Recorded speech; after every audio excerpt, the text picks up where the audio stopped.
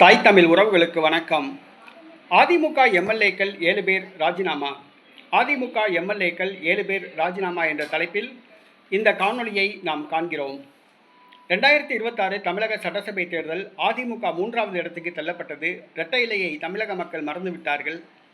அதிமுக ஓட்டை விழுந்த கப்பலாகிவிட்டது. அதிமுக ஒரு மண்குதிரையாகிவிட்டது. இனிமேல் இரட்டை இலையை மக்கள் தேர்வு செய்ய மாட்டார்கள். தற்போது 3வது இடத்தை பிடித்த அதிமுக அடுத்து நடைபெறவுள்ள தேர்தலில் 4வது 5வது இடத்தை தான் பெறும். அதிமுக தலைமை இல்லாமல் தத்தளிக்கிறது. தற்பொழுது அதிமுகவை சார்ந்த முன்னாள் அமைச்சர்கள், மூத்த தலைவர்கள், முன்னாள் எம்பிக்கள், முன்னாள் சட்டமன்ற உறுப்பினர்கள், தற்போதைய சட்டமன்ற உறுப்பினர்கள் என்று பல வகைப்பட்டவர்கள் அதிமுகவில் இருந்து விலகி மாற்றுக் கட்சிக்கு இணைந்து வருகிறார்கள். இந்த சூழ்நிலையில் ஏற்கனவே அதிமுக சட்டமன்ற உறுப்பினர்கள் 5 பேர் ராஜினாமா செய்துவிட்டு தமிழக வெற்றி கழகத்தில் இணைந்துள்ளார்கள். தற்பொழுது மேலும் 7 பேர் ராஜினாமா செய்ய உள்ளதாக கூறப்படுகிறது.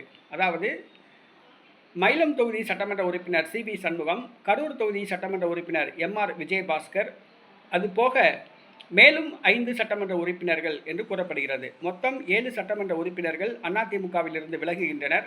தங்கள் பதவியை ராஜினாமா செய்கின்றனர். ராஜினாமா செய்துவிட்டு தமிழக வெற்றி கழகத்தில் இணைகின்றனர். ஏற்கனவே 6 தொகுதி காலியாக உள்ளது.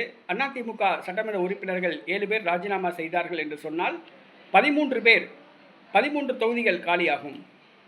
அதுபோக மதிமுகவை சார்ந்த 2 சட்டமன்ற உறுப்பினர்கள் ராஜினாமா செய்கின்றார்கள். மொத்தம் 15 தொகுதிகள் காலியானதாக அறிவிக்கப்படும். 15 தொகுதிகளுக்கு இடைத்தேர்தல் நடைபெறும். தற்பொழுது அதிமுகவை சார்ந்த 7 சட்டமன்ற உறுப்பினர்கள் ராஜினாமா செய்கின்றார்கள்.